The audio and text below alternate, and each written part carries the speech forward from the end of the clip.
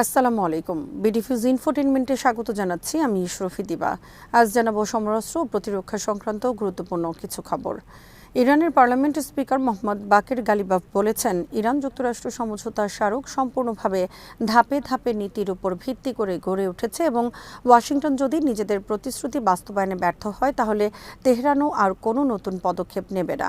রাষ্ট্রীয় টেলিভিশনে প্রচারিত বক্তব্যে তিনি আলোচনা প্রক্রিয়ায় নেতৃত্ব দেওয়ার জন্য আয়াতুল্লাহ মোস্তফা খামেনিকে ধন্যবাদ জানান এবং জাতীয় ঐক্যের জন্য ইরানি জনগণের প্রশংসা করেন। তার মতে, সশস্ত্র বাহিনীর ত্যাগ ও শক্তির যুক্তি ইরানকে বর্তমান সাফল্য এনে দিয়েছে।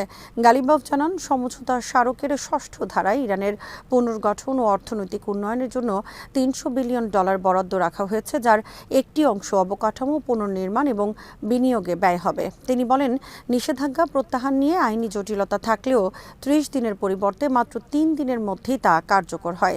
তিনি এই সমঝোতাকে আমেরিকার পরাজয়ের দলিল হিসেবে বর্ণনা করে বলেন, এর প্রকৃত মূল্যায়ন হবে বাস্তবায়নের মাধ্যমে। তিনি আরও দাবি করেন, বৈরুতের দক্ষিণাঞ্চলে সীমিত যুদ্ধবিরতি পরে পুরো লেবাননে বিস্তৃত হয়েছে এবং হরমুজ প্রণালী আর কখনো যুদ্ধ পূর্ব অবস্থায় ফিরবে না। তার মতে, উপকূলীয় রাষ্ট্রগুলোর আন্তর্জাতিক আইন অনুযায়ী বিশেষ অধিকার রয়েছে এবং ইরানের জব্দকৃত সম্পদ দেশটির কেন্দ্রীয় ব্যাংকের নিয়ন্ত্রণে ফিরিয়ে দিতে হবে।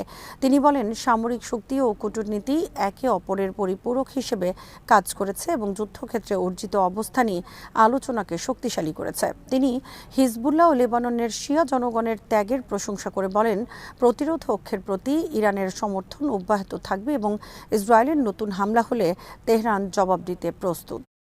হিজবুল্লাহর মহাসচিব শেখ নাঈম কাসেম আশুরার সূচনা উপলক্ষে শহীদ নেতা সৈয়দ হাসান নাসরুল্লাহর সমাধিস্থল থেকে সম্প্রচারিত এক ভাষণে ধর্মীয় ও রাজনৈতিক বার্তায় সমন্বয়ে ইসরায়েলের বিরুদ্ধে চলমান সংঘাত, আঞ্চলিক শক্তির ভারসাম্য এবং লেবাননের ভবিষ্যৎ নিয়ে বিস্তারিত বক্তব্য দেন। তিনি বলেন, ইমাম হুসাইনের আদর্শই তাদের পথ প্রদর্শক এবং নাসরুল্লাহর স্মৃতি প্রতিরোধ আন্দোলনকে অনুপ্রাণিত করছে। কাসেম দাবি করেন, ইরান এখন আঞ্চলিক ও বৈশ্বিক পর্যায়ে গুরুত্বপূর্ণ শক্তিতে পরিণত হয়েছে এবং যুক্তরাষ্ট্রের নেতৃত্বাধীন চাপ ও ইরানের শাসন ব্যবস্থা পরিবর্তনের প্রচেষ্টা ব্যর্থ হয়েছে। তিনি ইরানের প্রতি কৃতজ্ঞতা জানিয়ে বলেন, তেহরানের সমর্থন ইসরায়েলকে আগ্রাসন বন্ধে বাধ্য করেছে। লেবানন প্রসঙ্গে তিনি বলেন, 1948 সাল থেকে ইসরায়েল দেশটিকে দুর্বল করে গ্রাস করার চেষ্টা করছে এবং বেনিয়ামিন নেতানিয়াহুর বৃহত্তর ইসরায়েল ধারণা সেই পরিকল্পনারই অংশ। তার মতে, ইসরায়েলের লক্ষ্য কেবল হিজবুল্লাহকে সামরিকভাবে নয়, রাজনৈতিক, সাংস্কৃতিক ও সামাজিকভাবেও ধ্বংস করা। তিনি জোর দিয়ে বলেন, প্রতিরোধ যোদ্ধারা ভূমির জন্য নয়, নিজেদের অস্তিত্ব, ভবিষ্যৎ ও স্বাধীনতা রক্ষার জন্য লড়ছে। কাসেম জানান, আল আকসা ফ্লাড অভিযানের সময় হিজবুল্লাহ 3185টি অভিযান পরিচালনা করেছে, শত শত সামরিক যান ও বিমান লক্ষ্যবস্তু করেছে এবং ইসরায়েলি বাহিনীর উল্লেখযোগ্য ক্ষয়ক্ষতি ঘটিয়েছে। তিনি হিজবুল্লাহর নিরস্ত্রীকরণের দাবি প্রত্যাখ্যান করে বলেন, ইসরায়েলের সঙ্গে যে কোনো সমঝোতা কেবল নিরাপত্তা নিশ্চয়তার মধ্যে সীমাবদ্ধ থাকতে হবে। সরাসরি আলোচনা প্রসঙ্গে তিনি একে গুলি ও চাপের মুখে চাপিয়ে দেওয়া অপমানজনক শর্ত হিসেবে আখ্যা দেন এবং লেবাননের জনগণ ও রাজনৈতিক শক্তিগুলোকে ঐক্যবদ্ধ হয়ে জাতীয় সার্বভৌমত্ব রক্ষার আহ্বান জানান। ইসরায়েলি একটি গণমাধ্যমের প্রতিবেদনে বলা হয়েছে, বৃহস্পতিবার দক্ষিণ লেবাননে গত কয়েক ঘণ্টায় সংঘটিত বিভিন্ন ঘটনায় একজন ইসরায়েলি সেনা নিহত এবং আরও 11 জন আহত হয়েছে, যাদের মধ্যে কয়েকজনের অবস্থা আশঙ্কাজনক। প্রতিবেদনে উল্লেখ করা হয়, বুধবার সন্ধ্যায় হিজবুল্লাহর ছোড়া একটি একমুখী হামলাকারী ড্রোন ইসরায়েলি বাহিনীকে লক্ষ্য করে আঘাত হানে, এতে 7 জন আহত হয়। এছাড়া দক্ষিণ লেবাননে একটি ইসরায়েলি সামরিক ইউনিটকে লক্ষ্য করে পেতে রাখা বিস্ফোরক ডিভাইস বিস্ফোরিত হলে আরও 4 জন আহত হয়, যাদের মধ্যে 2 জনের অবস্থা গুরুতর বলে জানানো হয়েছে। এদিকে ইসরায়েলের স্বাস্থ্য মন্ত্রণালয়ের প্রকাশিত তথ্য অনুযায়ী গত 28 ফেব্রুয়ারি শুরু হওয়া অপারেশন রোরিং লায়ন এর পর থেকে বুধবার রাত পর্যন্ত দেশটির হাসপাতালগুলোতে মোট 9230 জন আহত নথিভুক্ত হয়েছে। সর্বশেষ সোমবারের পর থেকে আরও 21 জন আহত হাসপাতালে ভর্তি হয়েছে বলেও জানানো হয়। মন্ত্রণালয়ের তথ্য মতে, ইরানের সঙ্গে যুদ্ধবিরতি কার্যকর হওয়ার পর উত্তরাঞ্চলীয় ফ্রন্ট থেকে 1331 জন এবং লেবাননের সঙ্গে যুদ্ধবিরতির পর একই ফ্রন্ট থেকে আরও 913 জন আহত হাসপাতালে ভর্তি হয়েছে। অন্যদিকে শনিবার হিজবুল্লাহ জানায় যে দক্ষিণ লেবাননে অনুপ্রবেশের চেষ্টা করা ইসরায়েলি বাহিনীর বিরুদ্ধে তাদের যোদ্ধারা রকেট ও ড্রোন হামলা চালিয়েছে।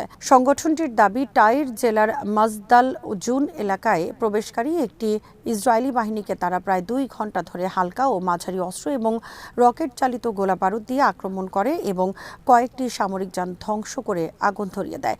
একই সময়ে মাজদাল জুনের দক্ষিণ ও দক্ষিণ পূর্বাঞ্চলে অবস্থানরত ইসরায়েলি সেনাদের উপর 3 দফা রকেট হামলাও চালানো হয় বলে হিজবুল্লাহ দাবি করেছে। ইসরায়েলের জাতীয় নিরাপত্তা মন্ত্রী ইতামার বেন গাভির বলেছেন, দক্ষিণ লেবাননে বাড়িঘর ভাঙার কার্যক্রম ইসরায়েল বন্ধ করতে পারবে না এবং তারা এই নীতি অব্যাহত রাখবে। তিনি কনেসেট চ্যানেলে প্রচারিত বক্তব্যে বলেন, আমরা দক্ষিণ লেবাননের বাড়িঘর ধ্বংস থামাতে পারি না, আমরা থামাবও না, এবং আরও দাবি করেন যে দক্ষিণ লেবাননের বাসিন্দাদের সেখানে ফিরে যেতে দেওয়া উচিত নয়। তার বক্তব্যে তিনি ইসরায়েলের সার্বভৌম সিদ্ধান্তের উপর জোর দিয়ে বলেন, যুক্তরাষ্ট্রের অবস্থানের সঙ্গে মতভেদ হলেও ইসরায়েল স্বাধীন রাষ্ট্র হিসেবে সিদ্ধান্তে চলবে।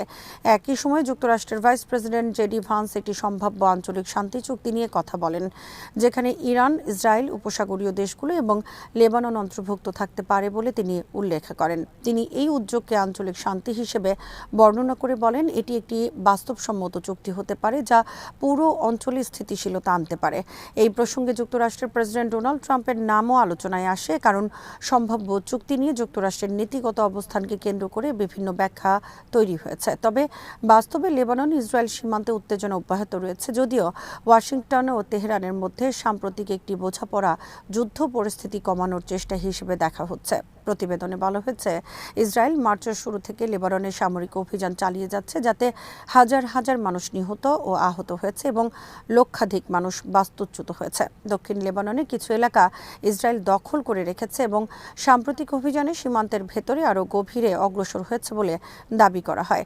সার্বিকভাবে রাজনৈতিক বক্তব্য, সম্ভাব্য কূটনৈতিক চুক্তি এবং চলমান সামরিক পরিস্থিতি মিলিয়ে অঞ্চলটিতে অনিশ্চয়তা ও উত্তেজনা এখনও উচ্চ মাত্রায় রয়েছে।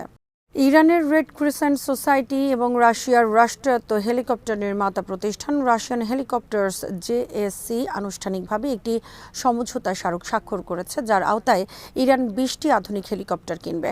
বুধবার রাশিয়ান হেলিকপ্টার্সের সদর দপ্তরে অনুষ্ঠিত এক অনুষ্ঠানে আইআরসিএস-এর প্রধান পীর হোসেন কুলিভান্দ এবং প্রতিষ্ঠানের মহাপরিচালক নিকোলাই কোলেভসভ এই চুক্তিতে স্বাক্ষর করেন। চুক্তি স্বাক্ষরের পর মস্কো থেকে সাংবাদিকদের সঙ্গে আলাপকালে কুলিভান্দ জানান, দেশের আকাশপথে উদ্ধার ও লজিস্টিক সক্ষমতা জোরদারের লক্ষ্যে রাশিয়া থেকে সরাসরি 20টি হেলিকপ্টার কেনার বিষয়ে সমঝোতা হয়েছে।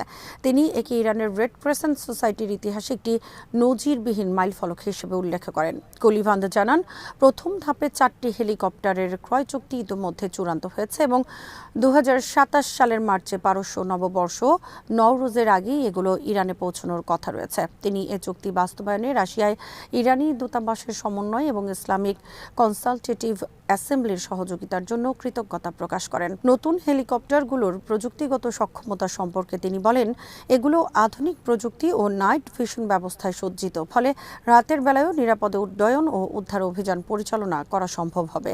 এছাড়া হেলিকপ্টারগুলো অগ্নি নির্বাপন কার্যক্রমের পাশাপাশি চিকিৎসা সহায়তা ও জরুরি উদ্ধার কাজে ব্যবহারের জন্য বিশেষভাবে প্রস্তুত করা হয়েছে।